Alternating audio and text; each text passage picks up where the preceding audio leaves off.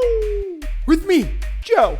It's Window Wandering Wednesday. I think it's my favorite time of the week where I take my phone, I look at some newsletters, we look out some windows, gorgeous windows from all over the world, and I just talk stream of consciousness. Let's do this. Find our first window. First window today is a gorgeous window in South Korea, I believe. I had to move the mouse. In Daegu, South Korea. Look at it. Gorgeous. It almost looks like we're looking at Jeju Island, which is this awesome island off the coast of South Korea. Super, super cool looking. It almost looks like a volcano with flora growing out of it. But this window, yeah, good looking mountain scenery. It looks like there's some water. We got some buildings on the right-hand side. Happened to have visited Korea at one point in my life, and while I was there, I took a K-pop dance class. Fun fact. Getting right into some headlines, some interesting stories, some input. We've got fake meat. It's got all the sizzle. Here's why. All the meats... Alt Meat, not all the meat startups. Alt Meat startups are still hot. Founded in July of 2020. Nugs. Which sounds more like a weed startup if we're going to be honest. Let me get them nugs. Nugs with a side of barbecue sauce. Raises $4 million. Tagline is the Tesla of nuggets. What does that mean? I don't like that tagline, Tesla of nuggets. It just means that they're trying to make fake or sell grown chicken nuggets, I'm guessing. Maybe they'll even make pork nuggets. But all of the meat used in this nugs are going to be grown in a laboratory, not killed off an animal, I believe is the point of nugs. Outstanding Foods, which is a play on Impossible Foods or Beyond Meat. Impossible Foods, 5 million, hella tasty pork rinds. They're focusing super niche on pork rinds. The Not Co. raises 85 million. Holy shit. It's LATAM Alt Meats. LATAM. I don't even know what that means. LATAM. Latin America. I don't know. I think it has something to do with Latin America though. New Age Meats raises 2 million. That's lab-grown sausages. They should be marketing here in Germany for sure because Germans love their sausages and Wurstenbier. And Geltor, which is a disgusting name. Geltor. Sounds like a Pokemon. For sure, sounds like a Pokemon. $91 million animal-free ingredients as a service. What that means is that they are providing other companies with on-demand animal-free ingredients. Maybe it's pork, maybe it's cow, maybe it's chicken as a service. So other companies are paying per month, I guess, to get the Geltor meat. Interesting. Kind of wish I would have thought of that, but interesting idea. And they raised quite a bit. But yeah, I'm super interested in these alt meats. I think they're going to take over the world eventually because, let's be honest, killing animals sucks. Like, I eat a lot of chicken, but I'm not for killing chickens. I've had to kill a chicken before. It's not fun. There's nothing about it that is positive. Killing other animals sucks. And so I'm looking forward to having these lab-grown alternatives. The big questions are, can they do it safely? Right now, one of the dirty secrets of the industry is that they have to use something called serum. In the case of like steaks and beef, it's called fetal calf serum. And they get this serum not in a cool way. They get this from killing a mother cow who's pregnant, and in the process, they also kill the fetus. It's really quite negative part of the industry, and they're looking for replacements using, obviously, plant-based alternatives, soy, peas, whatever. But currently, yeah, they have to use something called fetal calf syndrome, and they get that from killing a pregnant cow, and then also, in the process, killing the fetus, probably collecting the serum around the cow, around the fetus. It's not a good look. Latest pandemic era controversy, micro schools. It's a matter of pods and pod knots.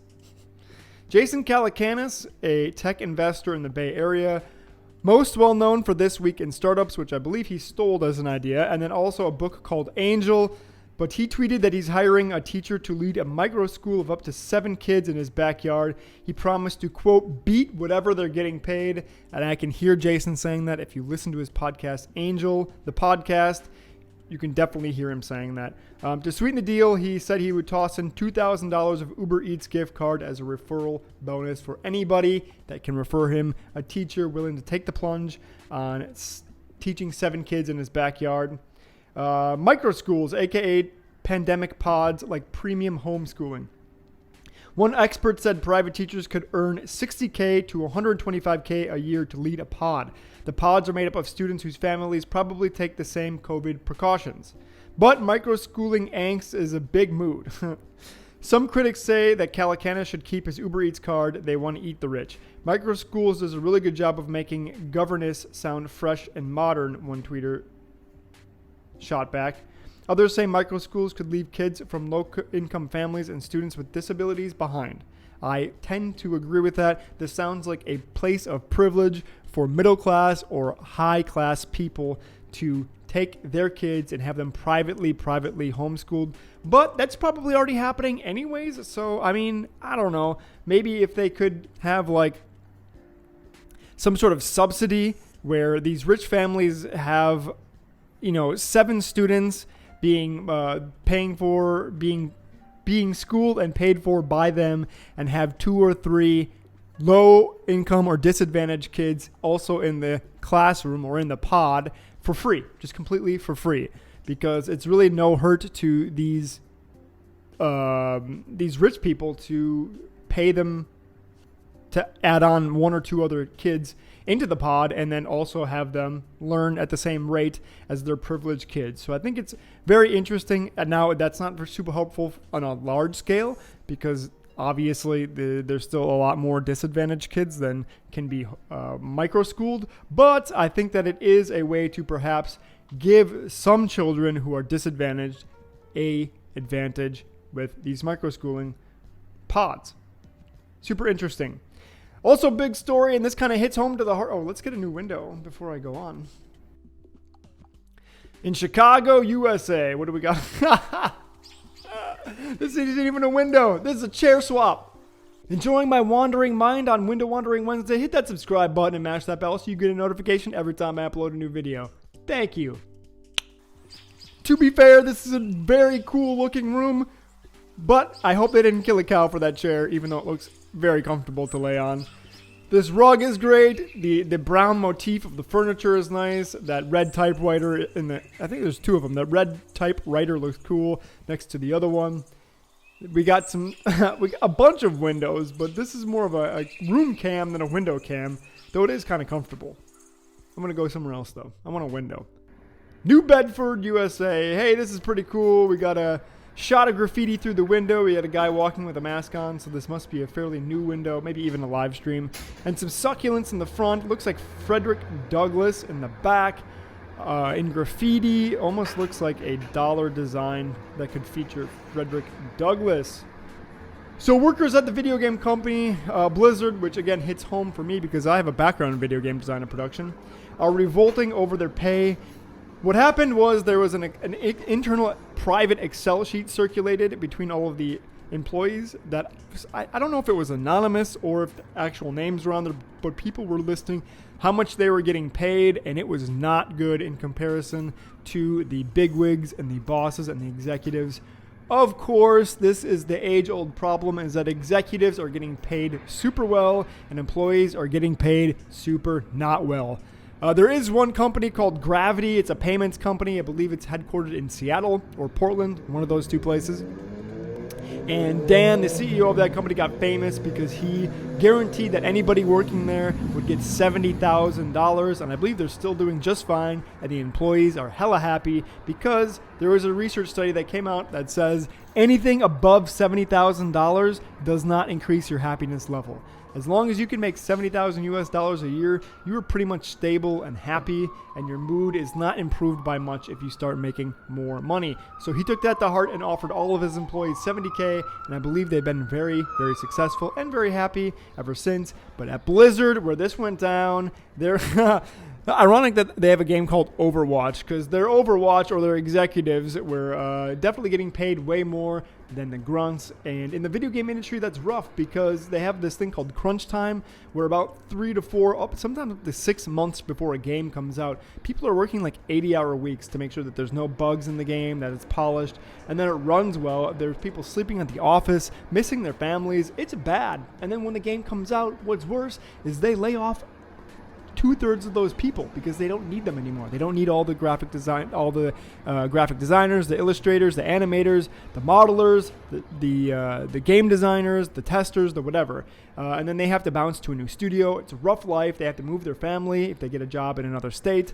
Just not a good life. Not a good life at all. So I don't know how Blizzard's going to respond, but I hope that they respond by compensating people like they should be compensated. Let's grab a new window because I just diatribe super hard. Berlin, Germany. Super close to me, only an hour and a half away over in Berlin. We got a kitty cat looking out the window, pacing back and forth. We got people outside. This looks very German with the way that the houses are in the background and the standardization. Also, just the look of it. This kitty, I don't know what he's doing. Look at stretching, trying to get a fly or something. Big guy in the grooming biz, Edgewell, never heard of that company, maker of chic razors, is buying the men's personal care brand Cremo for $235 million. I haven't heard of either one of those brands, Edgewell or Cremo, but apparently Edgewell makes chic razors, which I have heard of. $235 million is a big exit for Cremo. I'll have to look that up later. Chinese state media is calling the potential TikTok acquisition a theft. A quote-unquote theft. So I talked about TikTok yesterday, but I didn't get too far into it. But since we're here, I want to talk a little bit about TikTok and data privacy. So there's a big hullabaloo in the US right now around TikTok. And I don't use TikTok, just like I don't use Facebook. I don't trust either of them with my data. I try not to use too many Google products either. Our office and my job uses Microsoft products. So I'm fairly informed, and I'm a man of my word when it comes to data security. Oh, we just got another kitty. Wow, there's 2 cats in this window. Incredible. Incredible. And Trump and the right side are calling TikTok a threat, national security threat. But here's the thing. The reason why Facebook and Google are actual threats are because they have something called the Google Pixel and the Facebook Pixel. And I think I've mentioned these before on my show, but I'm going to get into it again. It's a 1x1 pixel that's embedded on like 60% of the internet, if not more at this point. All over the internet is this pixel, and it's following you around. It's linked to your Facebook profile, and that's the reason why they can collect so much data on you, is because pretty much no matter where you go on the internet, Facebook has a pixel that's collecting all sorts of information on you, the type of website it is, what you're clicking on, what you're doing there, how many pages you go deep into it, what the actual intent of the page is to do to you. They collect all this information, they link it right back to you on your Facebook, and that's everywhere. So all of your Amazon purchases, all of your news sites, all of your everything, even on your phone, Facebook is following you. Google does the exact same thing, but TikTok does not have a pixel. So the amount of data they can realistically collect on you is very, very small. Even if you have it on your phone, especially if you have it on your Apple phone, I believe they have all sorts of security to make sure that these apps really can't be collecting too much data on you, because Apple does not like that. So what TikTok can actually collect on people, I have no idea. And I don't see a discussion around this in the national media, in any of these discussions. There's really no evidence that ByteDance, the parent company of TikTok, is even sharing information with the Chinese government. So I'm very curious on what exactly TikTok could be collecting, if anything. And because they don't have a pixel, I just don't think that there's much they could be getting from you. It's a very interesting discussion that nobody is talking about. So I don't think TikTok is as big of a threat as people make it out to be, other than the fact that TikTok is a propaganda machine just like Facebook and Twitter, meaning that the algorithm will serve you stuff that you're interested in. So if you are living in the Democratic bubble, for example, there's some, political stuff on TikTok. If you're living in a Democratic bubble, it's just going to feed you more Democratic stuff because it knows that's what you want to see. Just like if you watch a bunch of K-pop dance videos on TikTok, it's going to feed you a bunch of K-pop dance videos. Or if you watch a bunch of the challenge videos, it's going to feed you a bunch of the challenge videos. So it knows what you're hungry for and it feeds you. Other than that, I'm not really sure what it can possibly collect on you. I can say that you're interested in K-pop dance videos and in lip syncing videos, but I don't think that information's super useful for the Chinese government or for the American government or for anybody really. And TikTok just started experimenting with advertising. How good it is, I don't know. Who knows? From the future, I actually checked to see if TikTok had a pixel after this video. I didn't think they did, but very recently, I believe within the past 2 or maybe 3 months, maybe even 1 month, they introduced the TikTok Pixel. So pretty soon TikTok will also be following you around the internet. Just wanted to make sure that I had an update in there because up until very recently, TikTok could not track you and now they can. So they are a threat. All right, next up, let's get a new window. See you later, kitties, even though I want to stick around. We got to swap. Copenhagen, Denmark. This looks very European. We got flowers on a balcony. Over here in Europe, there's flowers on every balcony. Also looks like a very European design. The one thing I don't like about this camera is the shakiness of it, so we got to go to a new one because that's just too shaky for me. Les Lorient, France. Super nice countryside here in France. I've never really been to the countryside of France, so this looks like any kind of countryside to me. It could be in any country, but yeah, nice window. We'll stick with it. Pillar of the holiday season, the Rockettes Christmas Spectacular is canceled this year. Meh. Find a little inspiration, meet some of the most creative people in business. No idea what that is. I haven't clicked on it. Let's click on it, see what happens. Links me to an article from Fast Company. Oh, they just did, yes, Fast Company did the most creative people in business of 2020. What I don't like about Fast Company's polls and these like rankings and these lists that they do are that they actually make people pay to apply and they make companies apply to get into this rating system. So it seems like you just kind of buy your way into it, and I'm not a fan of that because I was going to submit a couple of our startups to most interesting startups or most innovative startups, and you had to pay like $250 to even enter, and I'm not into that. I'm not here to pay my way into getting onto a list. Either it's innovative and interesting or it's not. So Fast Company, I'm calling you out. Get rid of that payment thing. It's a cute little business model, but it really jades my opinion of your content. Toddlers are shaking. This robot can put on and take off its own shoes. Oh, toddlers are shaking because they can't put on their own shoes. This robot can put on its own shoes. That's cool. What do astronauts do while waiting to be picked up from splashdown? Make prank phone calls from their satellite phone. Duh. There's a link here to some sort of prank phone call of the SpaceX, I'm guessing, astronauts were making on their prank phone call or on their splashdown landing. Interesting.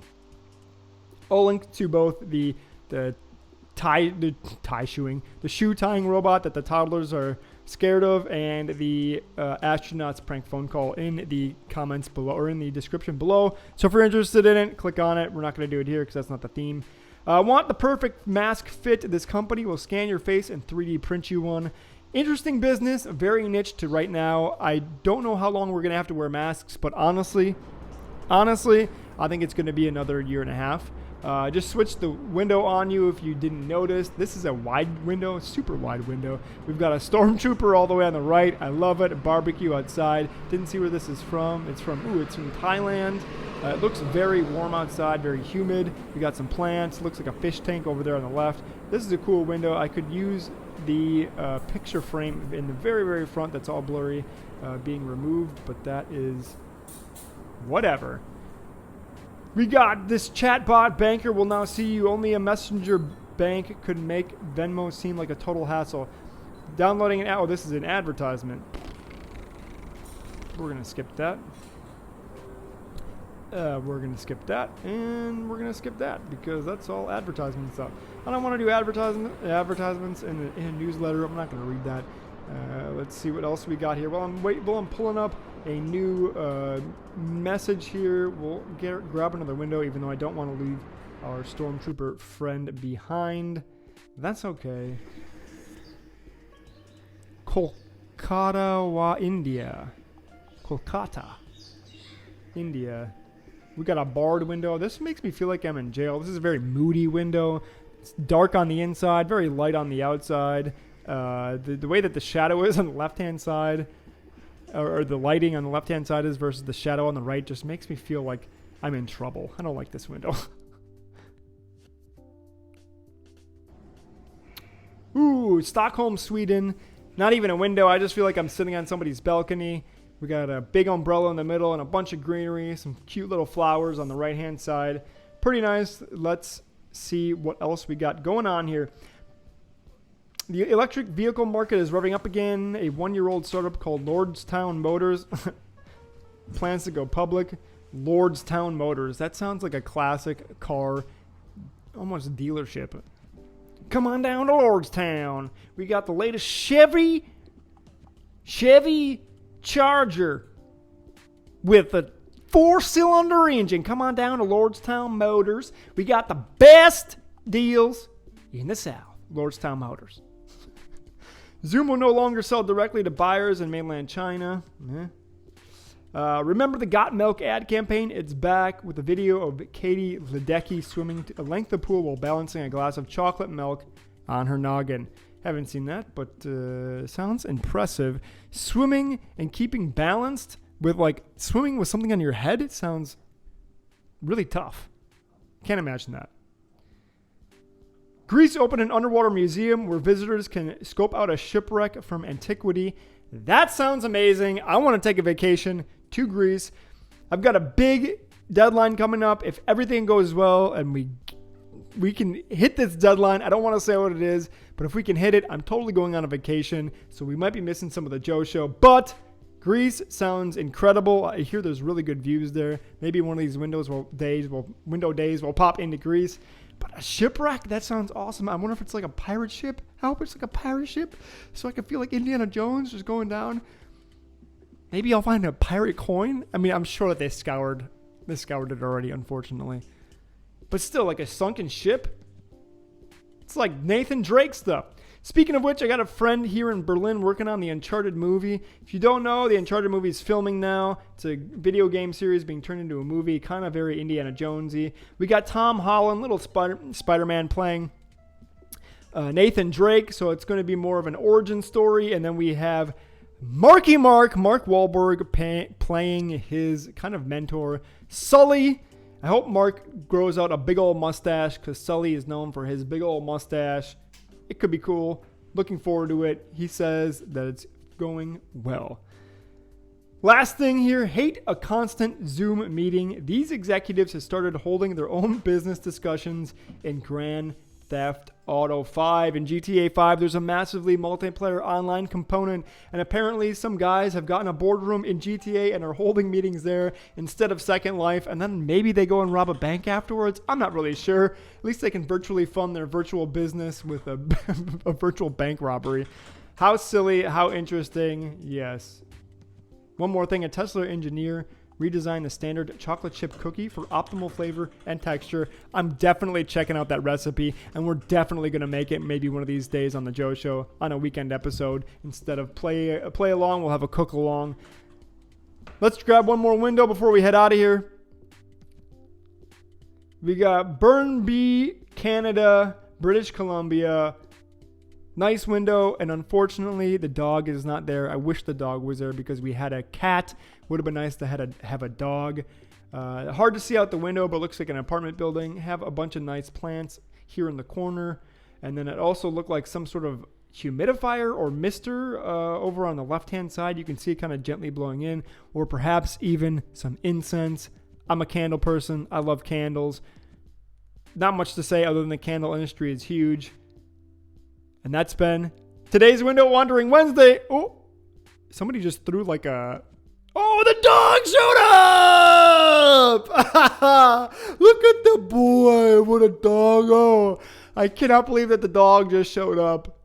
Oh, how awesome. Oh, hey, buddy. Hey. Hey. Hey, buddy. It's like he can see us. He knows we're watching. How awesome. What's up, buddy? That's been today's Window Wandering Wednesday here on the Joe Show with our new friend Brutus, the white dog. Maybe we should call him Whitey. I don't know. White Walker, Golden. Maybe he's more golden. I like Brutus. Brutus is a good name for that guy. What's up, Brutus? That's been today's Joe Show. If you like my content, hit that subscribe button and mash that bell so you get a notification every time I upload a new video. You can follow me on Twitter at @CanolaNatoli. You can follow me on Instagram at @JoeShow. And you can send anything you want to hijoeshow@gmail.com. Send love, send hate, send complaints, send whatever, or just mention it in the comments below. That's been today's Joe Show. Until next time, read something good. I love you.